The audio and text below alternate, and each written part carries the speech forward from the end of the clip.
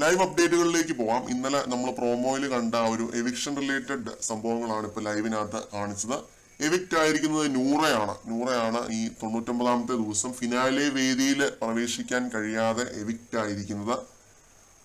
നൂറയുടെ ഒരു ഗെയിമിനെ പറ്റി പറയുകയാണെങ്കിൽ നൂറ നല്ല രീതിയിൽ തന്നെ ടാസ്കുകൾ ചെയ്ത് മുന്നേറി വന്നൊരു കണ്ടസ്റ്റന്റ് ആണ്. ഇപ്പൊ ഈ ഒരു ടോപ്പ് 6 നൂറ എത്തി നിന്നത് പോലും ടാസ്കുകളിലെ നൂറയുടെ പ്രകടനം കാരണമാണ്.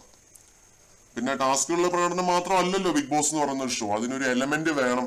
പിന്നെ നെഗറ്റീവ് ആവാതെ നോക്കണം. അവിടെ ഉണ്ടാക്കുന്ന ഓരോ ഫ്രണ്ട്ഷിപ്സ് കാര്യങ്ങളെല്ലാം ഇതിനകത്ത് മാറ്റർ ആവും. പ്രേക്ഷകര് സപ്പോർട്ട് ചെയ്യുന്ന ഒരു കാര്യത്തില് നല്ല രീതിയിൽ തന്നെ പ്രേക്ഷകരുമായിട്ട് കണക്ട് ചെയ്ത് നൂറ് ഗെയിം കളിച്ച് വന്നതാണ്. പിന്നെ ഈ ഒരു ഗ്രാൻഡ് ഫിനാലെ വീക്ക് നല്ല നെഗറ്റീവായി. അനുമോളുടെ ആ ഒരു കേസ്, ടിഷ്യൂ പേപ്പർ, മറ്റേത് മറിച്ചെന്ന് പറഞ്ഞ് ഒത്തിരി നെഗറ്റീവ് നൂറയ്ക്ക് വന്നിട്ടുണ്ട്. അതിലൊക്കെ നൂറയുടെ ഭാഗത്ത് ശരി ഉണ്ടായിരുന്നുണ്ടെങ്കിൽ നൂറ അതിനെ റിയാക്ട് ചെയ്തില്ല. പകരം ഇങ്ങനെ മിണ്ടാതെ ഒരു സൈലൻസ് പാലിച്ച് ഇന്നലെയൊക്കെ നിന്ന പോലെ തോന്നി. അതൊക്കെ ഭയങ്കര നെഗറ്റീവായിട്ടാണ് പുറത്ത് വന്നത്. തീർച്ചയായിട്ടും മികച്ചൊരു പ്ലെയർ തന്നെയായിരുന്നു. പക്ഷെ ഞാൻ ഒരുപാട് മുകളിൽ ആദിലേനെ പ്ലേസ് ചെയ്യും. ആദിലെ കുറെ കൂടി റിയൽ ആയിട്ടാണ് നിന്നതെന്ന് എനിക്ക് തോന്നുന്നു. ആദിലേനെ നൂറേനെ എടുത്തു കഴിഞ്ഞാൽ ആദിലെ കുറെ കൂടി റിയൽ ആയിട്ടാണ് നിന്നത്. പക്ഷെ എന്നിരുന്നാലും നൂറ ഒരു മോശം പ്ലെയർ ഒന്നും ആയിരുന്നില്ല. നല്ലൊരു പ്ലെയർ തന്നെയാണെന്നാണ് ഞാൻ ഇപ്പോഴും വിശ്വസിക്കുന്നത്. അനുമോളുമായിട്ട് നല്ല രീതിയിൽ തന്നെ എല്ലാം പറഞ്ഞ് സോൾവ് ആക്കി കെട്ടിപ്പിടിച്ച് ടൈറ്റ് ഹഗ് കൊടുത്തിട്ടാണ് നൂറ പുറത്തേക്ക് നടന്നിറങ്ങുന്നത്.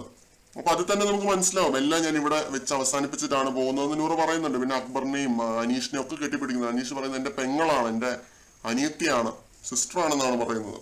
എന്തെങ്കിലും ഒരു ആവശ്യം വന്നാൽ ഒരു ചേട്ടനെ പോലെ ഒന്ന് ഞാൻ ചെയ്തു തരുമെന്ന് അനീഷ് പറയുന്നുണ്ട്.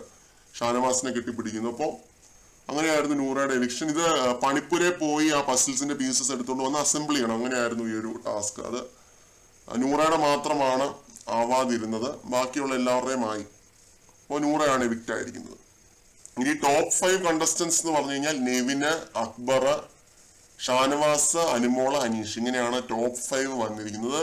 നല്ല ഡിസേർവിംഗ് ടോപ്പ് 5 തന്നെയാണ്. ഏറ്റവും ഡിസേർവിംഗ് ആയിട്ടുള്ള ടോപ്പ് 5 എന്ന് ഞാൻ പറയും. ഇനി ഇതിന്റെ ഓർഡർ ആണ് കണ്ടറിയേണ്ടത്. കൂടുതൽ അപ്ഡേറ്റുകളുമായിട്ട് വീണ്ടും കാണാം.